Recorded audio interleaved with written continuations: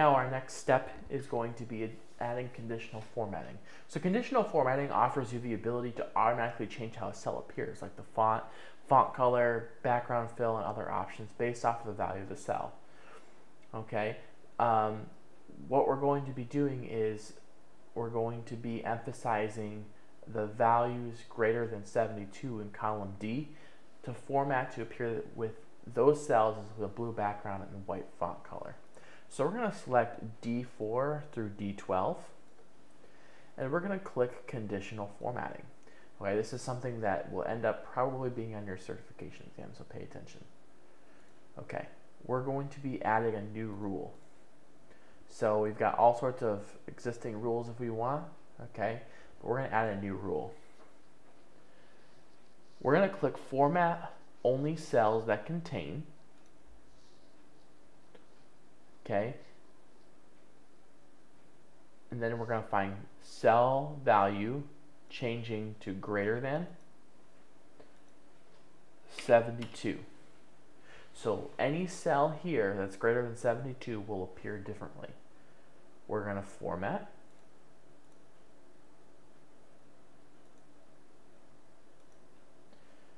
Okay, and we're going to change the color to be a white background 1. And then the fill tab, we're going to do the blue color in column 9, row 1. 1, 2, 3, 4, 5, 6, 7, 8, 9, row 1. Press OK. So anything that meets this particular conditional formatting will appear like this. Just want to double check and make sure that's good. Looks good to me. All right, go ahead and press OK. And there you see, anything over 72 will be shaded that way. If I decided to change 60 to 72, no, don't do this, just watch. Okay, that would also change as well, and so would everything else. Undo. Okay. And with conditional formatting, you can have different operators, like it could be between numbers, or not between numbers, or equal to numbers, or not equal to numbers, or greater than or less than, or greater than or equal to, or less than or equal to. When you go into geometrics, you'll get a little more detail with that, but that's just an example of conditional formatting. Now we're going to change the column width and the row height. So we're going to drag through column headings A, B, and C. Now we're going to point over here to the boundary of C until it becomes a double arrow, and double click. That gives these cells to best fit, meaning they're just enough for any of the cells' length, the largest cell length. So this is this big because of this email address. This is this big because of dependence. Now we're going to point to the right boundary of column H. Okay, now we're going to be given the screen tip here, and we're going to change to 10.25. Now, you can do that, or, because I don't like doing that, right click, column width. This is the easy way, 10.25. Do that on the certification. It will make your life a lot easier. Okay, now we are going to select the column D, and then hold down the control key, E, and then I.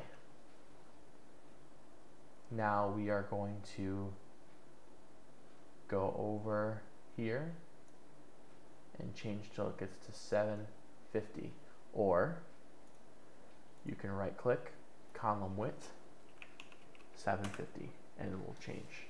So instead of having to do it for each one of these, you can select them and do them all at the same time. Now we're going to click the column F and then drag to select column G, and then hold down Control key, do column J, and oops, F, G, hold down Control key, J, while holding down the Control key, K. Okay, same thing, drag till we see 11, or we can right click, column width, 11. Now we'll go ahead and deselect the columns. Now we're going to change the row height.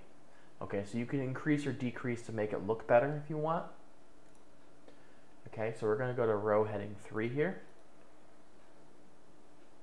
Now we're going to change it to 48. Now you'll notice with this row, these are kind of just up there and they look kind of sloppy. So we're going to change it to 48 here. And if you have problems with the precision like I'm doing right now, you can again right click, row height, 48.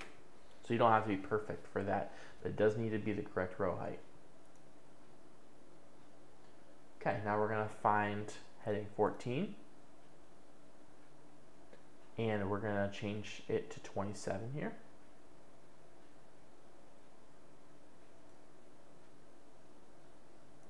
Okay, should be a little bit better. So that's the column widths and column widths and row heights. Now we're going to go ahead and check the spelling. So what we can do is I'm just going to mess up A3 here and go employee. That's not how you spell employee. And then I'm going to go to review, spelling. Okay, we're going to have this with the names, so we're going to ignore once. Notice that these things, they're wrong. It's just because it's a last name. We're going to continue at the beginning of the sheet. Change employee. Okay, we're good. All right. So just another thing about the spelling checker is to check the spelling of a cell in a single cell, you'll double click the cell to make it active and press spelling. If you select a single cell so the formula bar is not active and start the spelling checker, it'll check the remainder of the worksheet, including notes and embedded charts.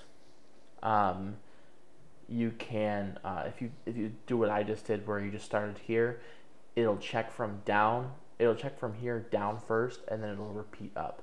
So if you've got something wrong up here, and you've got something wrong here, it'll do this, then the rest of the sheet, then come back up. Okay, so now what we're going to do is change things up a little bit. So we're going to change the margins. And I got a phone call.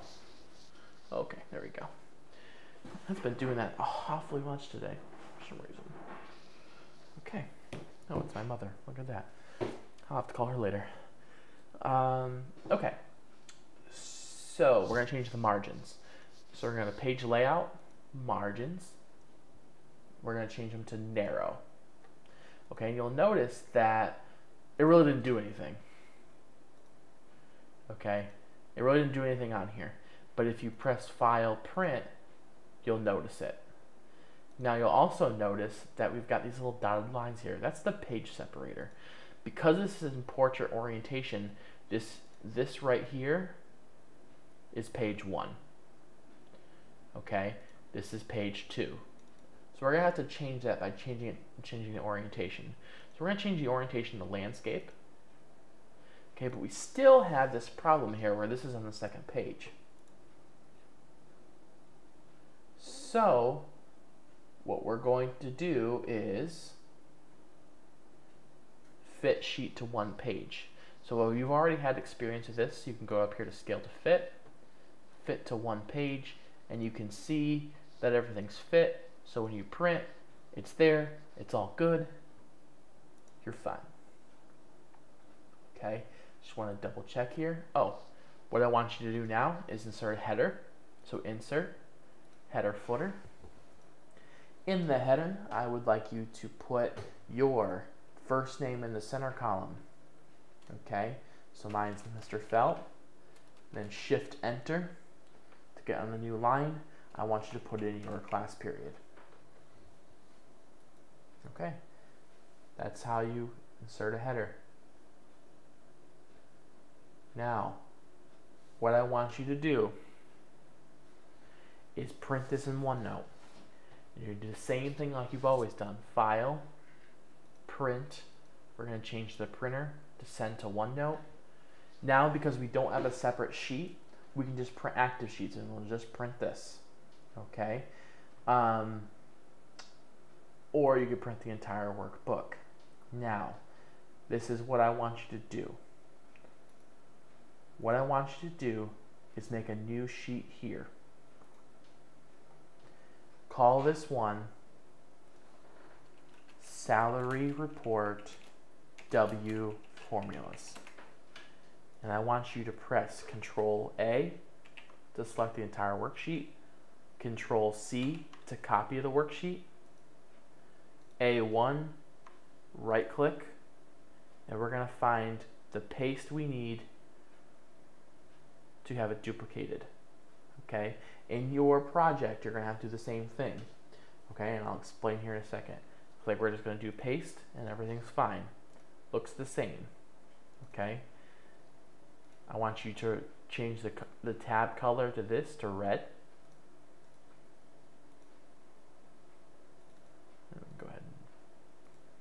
Okay, now the purpose of this being, you're probably thinking, why, Mr. Felt? Why do we have to have a second page? This is stupid. It's just the same thing. This is what I want you to do. I want you to show your formulas. I've had many students in the past, when they do these, they're like, oh, Mr. Felt will never know, because when I print, it's just going to show my numbers, and he can't tell if I've got my formulas. It's dumb. What I want you to do is go to Formulas, Show Formulas. Okay?